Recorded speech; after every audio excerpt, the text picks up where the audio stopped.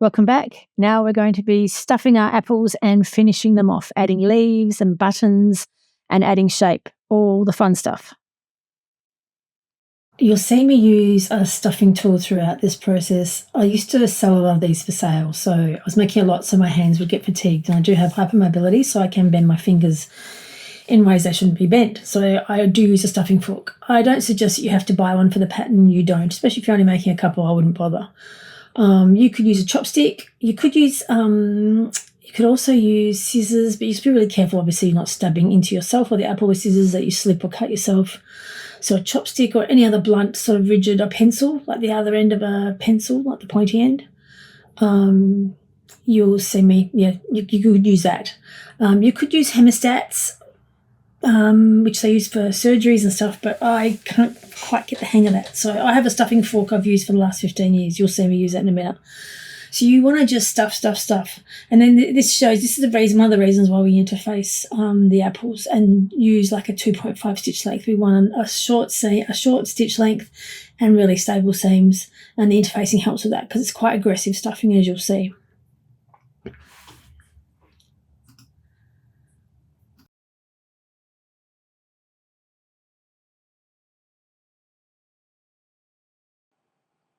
So you just keep stuffing, and yes, it feels like it takes forever, but it doesn't. So keep stuffing.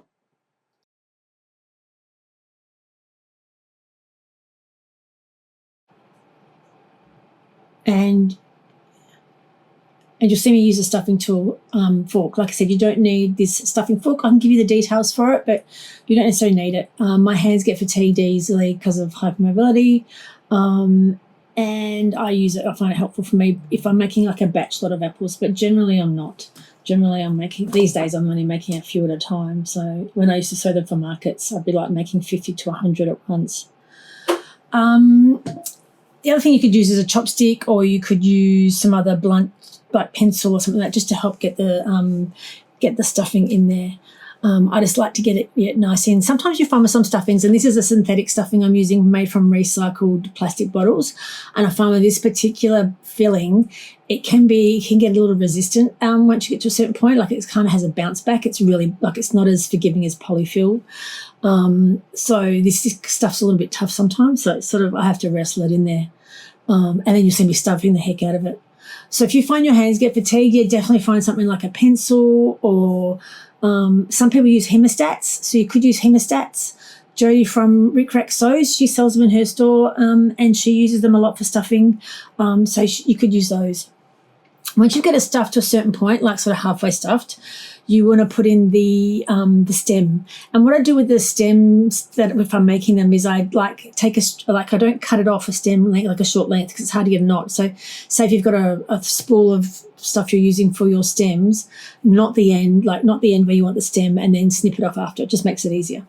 I use a mixture of, and I've gone off screen, sorry about that. I use a mixture of, this here is old kangaroo, I'm sorry, but it is kangaroo leather, and I've had this for about 15 years. This, I had a spool of it. That's braided wax. If it's got a black centre, then it's, that's the kangaroo. The first one also was waxed, what do you call it?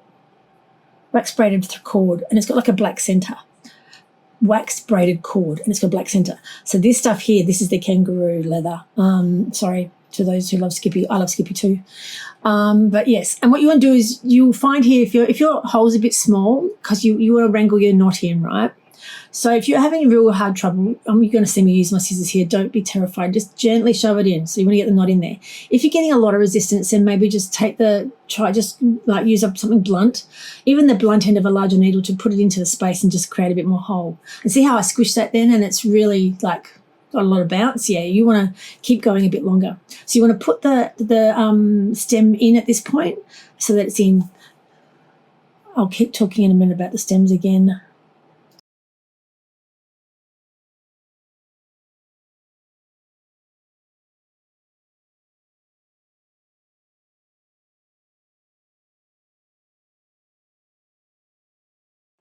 Once you start getting to the apple being full, you'll find this in particular, like I said, batting or stuffing I'm using bounces back, so it's a little bit of a wrangle for me. but you'll find you start getting resistance. So what you want to do now at this point is start feeling the apple, and you can feel if there's like little gaps in the batting, in the stuffing. Oh my gosh. So just feel your apple as you're stuffing it, and then if you need to, use your chopstick or some other blunt object, stuffing fork if you have one, a hemostat, put it into the apple and just move the stuffing around a bit. You'll see me do that at some point, and try and fill the spaces and get them all nice and smooth. I also do like to break my batting up into bits to help like move it around, and like it helps me maneuver. Sometimes if you stuff one and you get like little pockets of emptiness, so you'll see me like stuffing my thumb down the sides and stuffing it on the inside. I want to kind of get it as dense as possible. You don't want it so that it doesn't bounce back at all, but you do want it pretty firm. And you'll see, I'll show you how squishable or not squishable my apple is once I start to get to the end. This is for me kind of like the, I'm out of practice stuffing apples. I will be, if I tell you the truth. I used to stuff a lot of these suckers. And as I was doing this, I'm like, oh my gosh, I'm getting tired. I haven't stuffed many apples for a long time. And I was like, oh my gosh, and my thumb gets really sore. So yeah, just keep stuffing. And yeah, you can use, because we've interfaced the fabric and we've used like a 2.5 leg stitch, right? And you'll see me aggressively stuffing, stabbing this here. And it's literally because it's not polyfill, it's like a synthetic, which polyfill is, but this is like quite a coarse stuffing. And now I'm using my scissors. So just be really careful if you use scissors like I am here. You could use children's scissors, which are blunter, but just be careful, please don't cut yourself. And yeah, using my thumb. And just from making a lot of these, it's just I know the feel and how I want it to feel. So I'm probably being a little bit pedantic here with how the feel is. And so we're squishing it. I was like, oh, there's still quite a bit of bounce back. So I just want to get a bit more stuffing in. I know it's kind of, it might seem tedious, but that's kind of just how I make them. And everyone likes the look of them. So I'm like, well, this is how I achieve that look.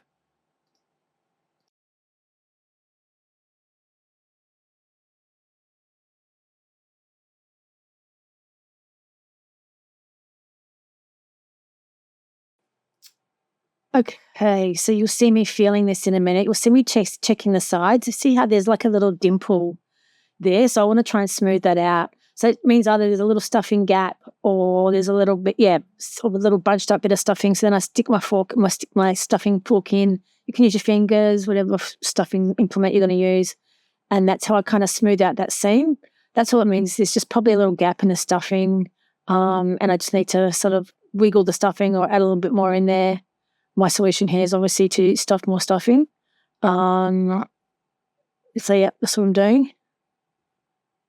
And as if you've picked up, I am voice recording this after I've recorded the video. I find if I record the voiceover whilst I'm working with my hands, I speak fast now, but I speak a lot faster. So I'm trying to get better at this and not speak so fast. So if I am super fast for you, just slow down the video. See me squeezing it? I'm pretty happy, I think, with that, unless I'm about to put some more stuffing in. Oh, yep, no, the last bits. So it's getting to the end for me here. But yeah, so if this video is too fast, turn on closed captions because I'm speaking Australian, and you can slow me down to 0.75 if that helps. I'm working hard on slowing down my speech.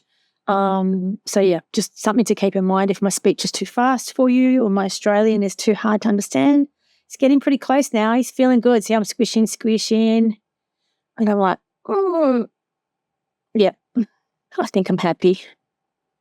Okay, now, for this part, I use a crochet thread, and I think I talk about in the pattern. See that needle there? That's about a 3-inch needle. It's probably just a little bit too short. You could use a 3-inch, but it's going to be easier if you use something more like a 4 or a 5 or even bigger length needle. I do find the longer doll needles help. So there's a thread. You can pause that. You want a strong thread that you can pull on. So this is why I use a crochet thread. You want to get your leaves and your buttons, and now you want to fold the corners, the 4 quarters over. So fold them over on top of each other.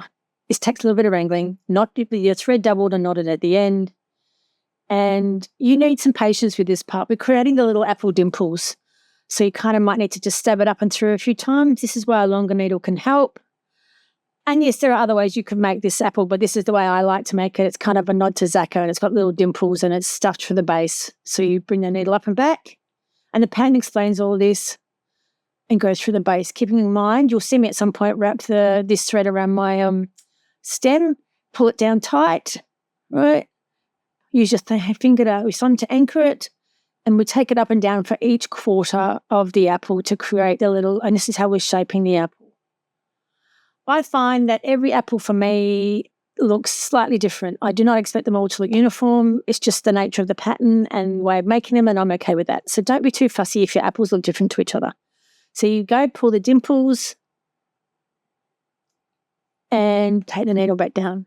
Now, occasionally, if you're using even though we've interfaced, you might get the fabric occasionally that if you put when you go up and back down, if you put that space too close, that you create a hole that doesn't actually create a dimple. If that's the case, you might have to come up again and go away slightly wider to create a new dimple. You can still keep the apple, you just need to wrangle it a little bit. They're very forgiving, this pattern, so I think that I love the way it looks personally. Obviously, I designed it, but it's been around for 16, 17 years now. So keep going. So you do 3/4 like this, up and down. And yeah, this does take a bit of work on your hands. So here we go. I've caught the stem. So just flick your thread off your stem. Okay, pull it. Alrighty. Yeah, look at that. See how nice this shape is? I love that shape. Okay, now we're going to add a button. And I like a 2-hole button because then it's just 2 holes I have to deal with. And we thread the button on, take it up through the bottom, find a space where it's not too tight and knotty. And you'll see me, it's getting a bit tight in here. So yep, there we go. Bring that up. And then at the bottom, make sure the thread's not twisted. And get your button in position, put your thumb on it. That's what I do to hold it in position. And sometimes you have to wrangle the bottom a little bit, and that's okay. Give it a pull. So you'll see me just trying to get it into shape. And I feel like I've got an opposite. It's slightly different on one side, so I do a little bit of stuffing around with these sometimes. Pull it tight, and then we take it back down. And we do, this is probably the yucky part, I would guess, is you do want to come through that button again. So it's obviously a little tricky to come through that hole again. You'll see me stuff around with this a little bit here. And so I'll bring the needle up, and then I'll just sort of pivot my button a little bit sometimes to get it through. And then pull the thread to pull the button tight again.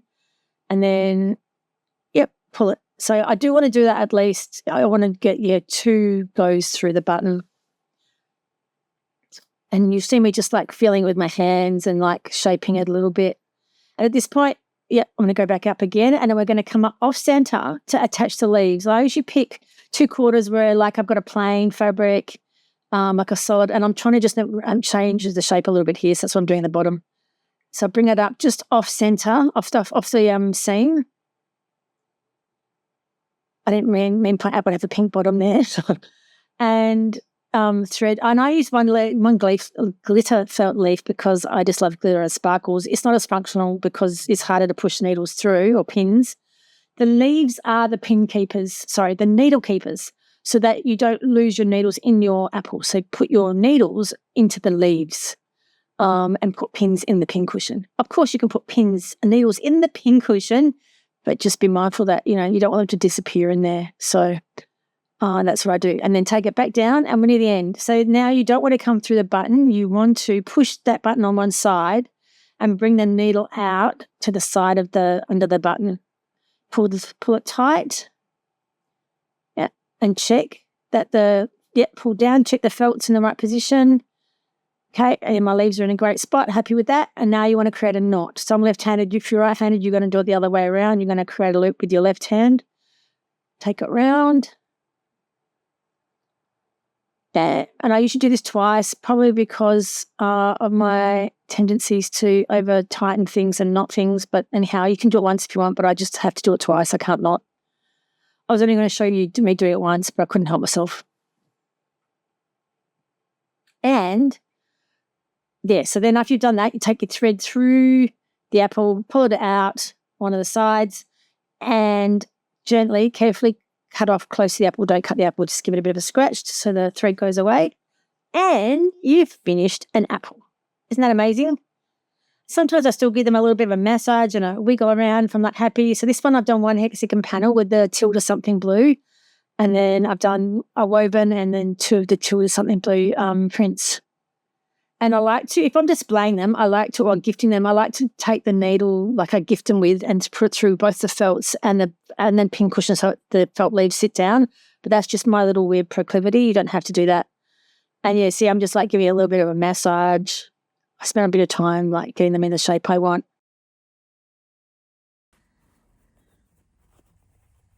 I'm going to stuff another apple. This is a Liberty Tana Lawn one I made. And I'm using some, I think it's embroidery. I don't know how to say it. It's basically an embroidered fabric, cotton fabric I bought with an eyelet print. And it didn't matter that it had holes in it because I was interfacing it. And it doesn't matter if you see the interfacing through because you can barely see it. So I'm just going to stuff this one. And I'll probably speed this up and not talk as much over this one. So if you want to skip it, you can. I'll add some annotations in the video so you can skip through some of this if you want. So I'm going to speed this part up.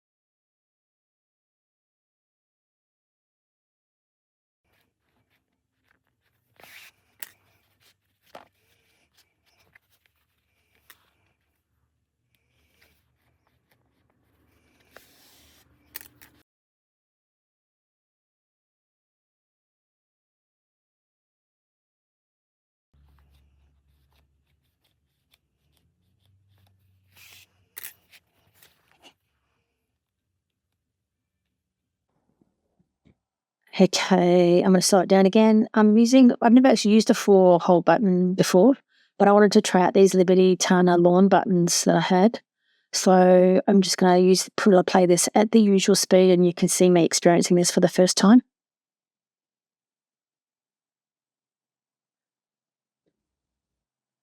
I decided to do a cross in the button across the base. I reckon that would probably sit better.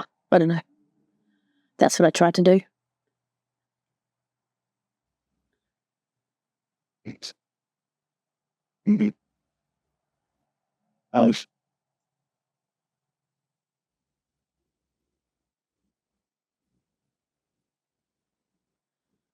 be a little bit fussy. It's actually a metal button, which is interesting. So you see me pushing out to see where the hole is and then doing a little bit of jiggle. Get it in place.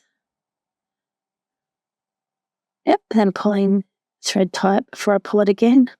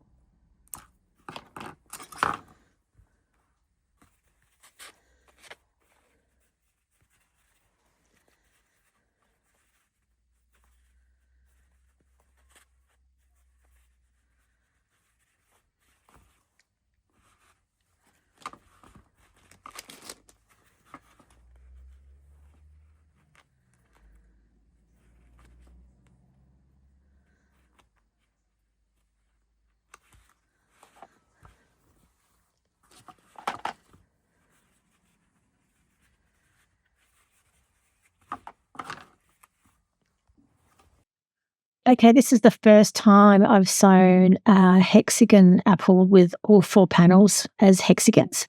I did notice a difference, like it felt much thicker and heavier to stuff, obviously, because you've got a bunch more seams in there.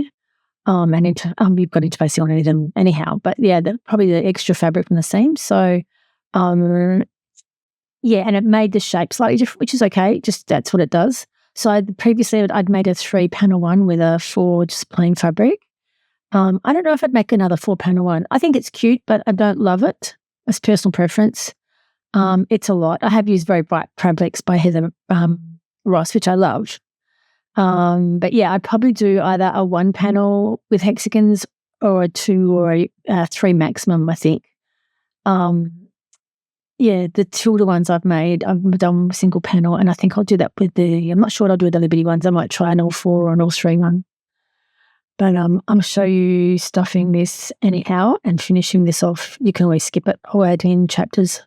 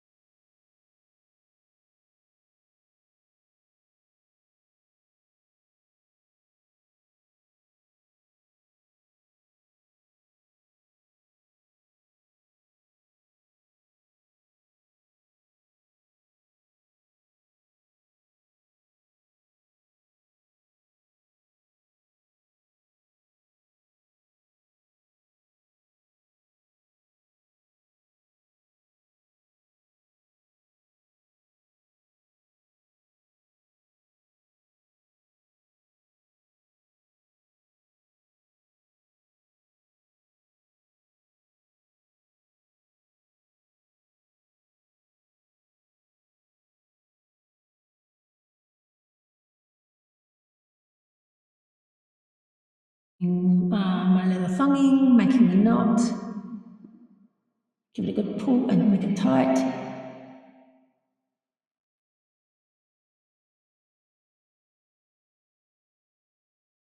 I like to snip the top end at an angle, shove it in the hole. This one could be a tight hole, so I'm just going to put shove it in 12. I do the 12 just to sort of like get the knot in there and make sure it's spun around and it's not caught on anything and it's nice and embedded. This one's giving me a little bit of hassle, so I'm just going to have to... And I don't mind if there's a tight knot fit, to be honest with you. A reminder that these are children's toys, so obviously the stem and the leaves aren't glued or attached. Even the button's not safe, so they're definitely not children's toys for little tockers. So just please be careful of that. I'd hate to hear someone's child hurt themselves by playing with one of these. Once your child's old enough to understand, then that's up to you, and it's up to you anyhow. But yeah, just please be mindful of that. They're not a toy. Yeah.